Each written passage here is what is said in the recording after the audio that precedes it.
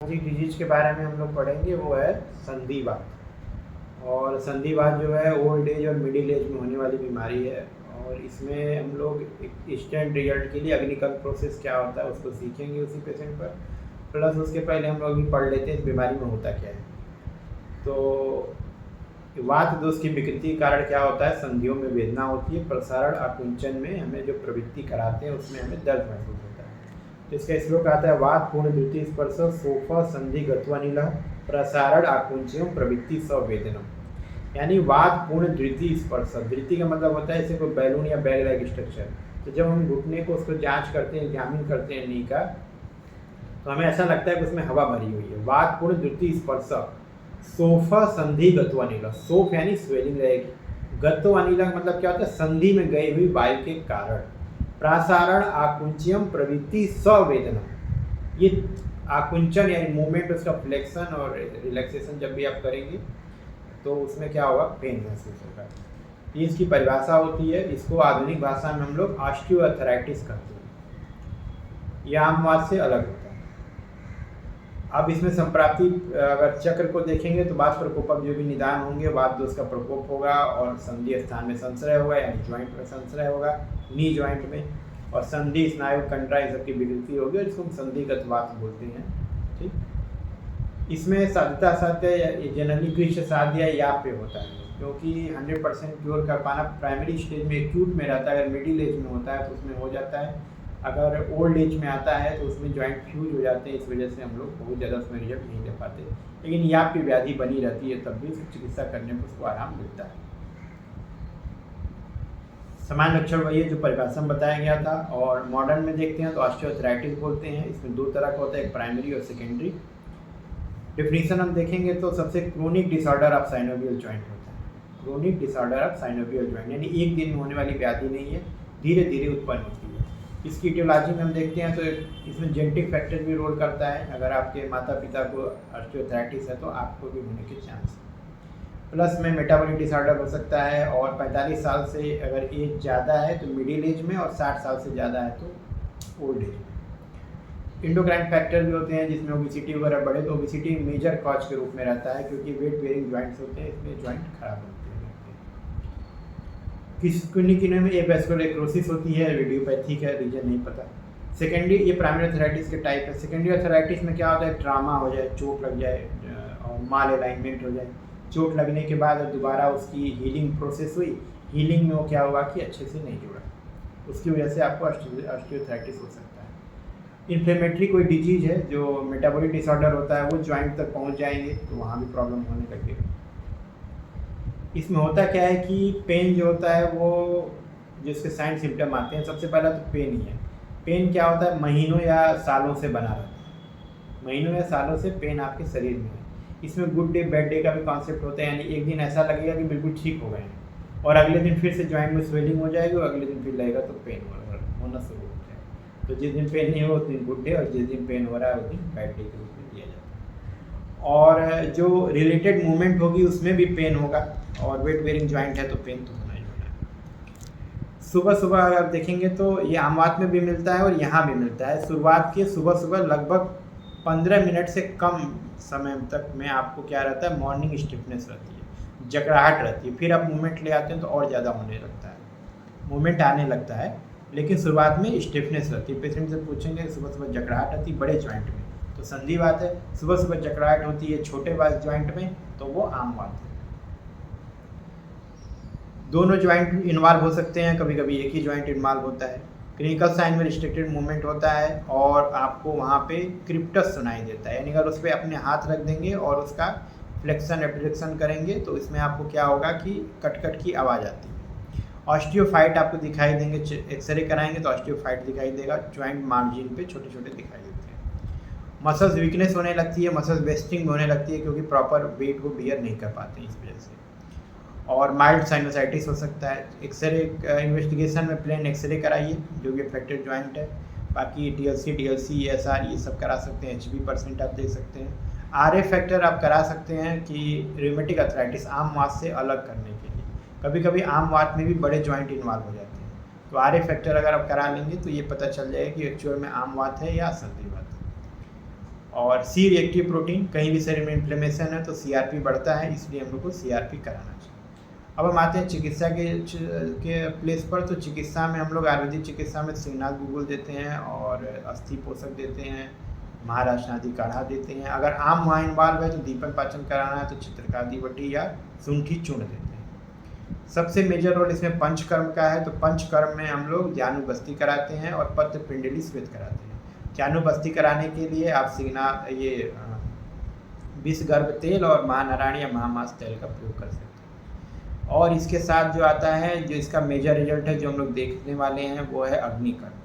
तो अग्निकर्म आप local joint पर सबसे पहले पेशेंट को पूछिए कि आपको पेन कहाँ हो रहा है। जहाँ जहाँ पेन पॉइंट बता रहा है वो अपना शुरुआत में कलम लेकर के वहाँ पे मार्क लगा लीजिए। वो मार्क लगाने के बाद क्या करना है, जैसे प्लाज्मा पेन है उससे भी करते हैं और सलाका से भी करके इसमें आपको दिखाएंगे। तो सलाका को गर्म कर लीजिए और जहाँ जहाँ पेन बता रहा है वहाँ पे आप उसको केवल टच कराइए। टच कराने के बाद चट से आवाज़ आएगी, तुरंत उसको आपको हटा लेना है, ज़्यादा देर तक नहीं रखना है, नहीं तो वो बर्न कर देगा। प्राइमरी डिग्री सेकेंडरी डिग्री तक के बर्न इसमें हो सकता है। तो आपको तुरंत वहाँ पे एलोवेरा जेल लगा के तुरंत शीतल करना है। एलोवेरा जेल लगाएंगे तो वहाँ पे कभी भी निशान नहीं पड़ेगा।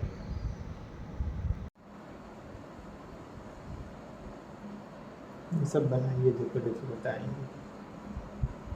जैसे हल्का हल्का तो यहाँ पूरे में दर्द, पूरे एरिया में हल्का हल्का दर्द है। हाँ, लेकिन जब चलता हूँ, हाँ देखिए यहाँ दर्द इस पर एक पॉइंट और बस ऐसे यही एक दोनों साइड इधर दर्द करता है नीचे की तरफ। जब चलता हूँ दरअसल ना तब ज़्यादा दर्द है। जैसे कि जब लोड इस पे पड़ता है तब दर्द करता है। यहीं से अंदर पूरा एरिया में ये दर्द पर्टिकुलर कोई एरिया नहीं बता पाएंगे कि यहीं पे ज़्यादा दर्द, ये ज़्यादा दर्द है। ज़्यादा दर्द और इधर कम, और ये नीचे साइड यहाँ है यहाँ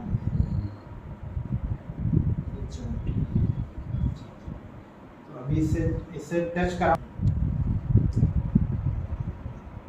थोड़ा लगेगा, निशान नहीं पड़ेगा कोई। वो देना है एलोवेरा के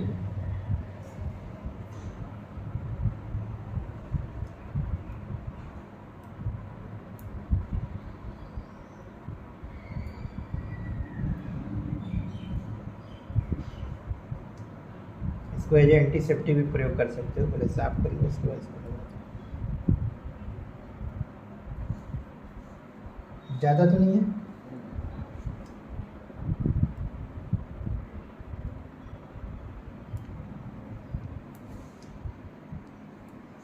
अब तो रहा, आप सह रहे हैं। ये देखें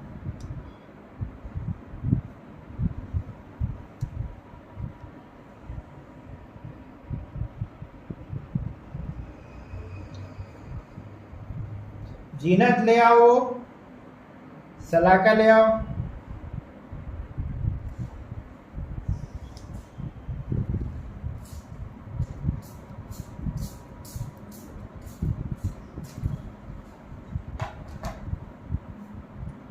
इससे आपको थोड़ा हल्का तेज लगेगा पर सह लीजिएगा, निशान नहीं पड़ेगा।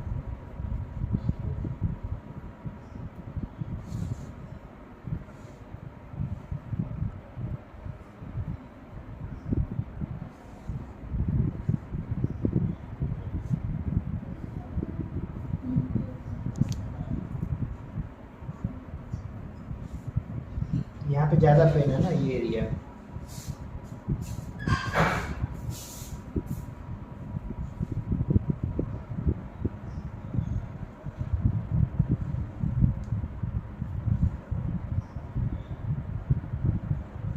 ठीक है,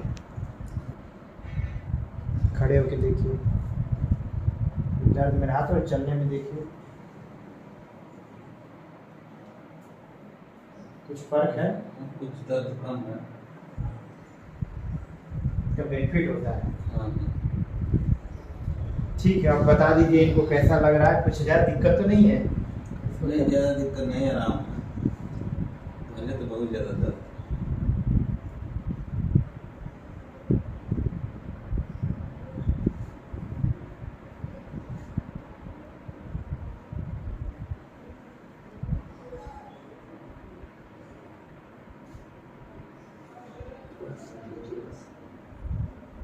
दर्द की दवा से कई गुना बेहतर है।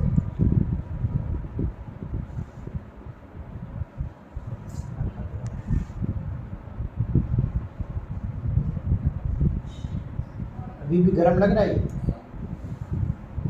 कम है।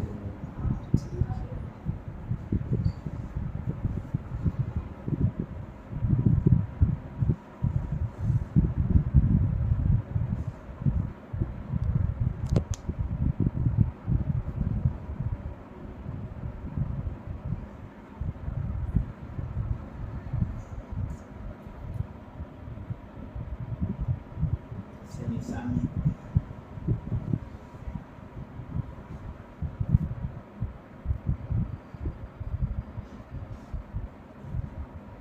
अब इसके बाद आप चल के दिखाइएगा मुझे।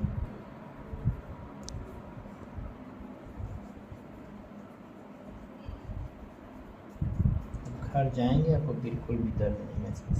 कहीं है यहाँ ठंडा हो जाए तो बता दीजिएगा। अभी गर्म है। गर्म है। अभी रख देंगे एक जगह ना तो बर्दाश्त के बाहर हो जाएगा, लग जाएगा।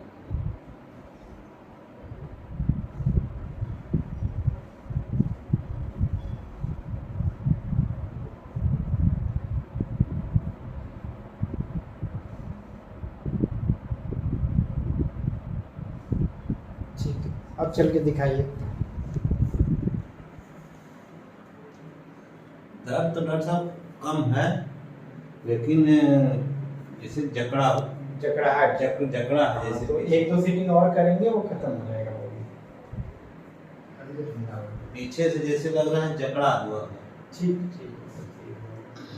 ठीक है। अब बहुत आराम है हमको। पहले चलने में बड़ी दिक्कत होती थी, दर्द करता था। अच्छा, अब आराम ये है। प्रोसीजर कोई बहुत डरावना है या कोई दिक्कत इसको कराना? डरावना वही जैसे कि सुई दिखा रहे थे तो हम सोचे कि इसको पहुंचेंगे, हाँ। तो पहुंचा नहीं, उससे गर्म निकलता है। तो लोग करा सकते हैं इसको ना? हाँ हाँ, करा सकते हैं, बढ़िया करा सकते हैं, आराम मिल जाता है। ठीक है।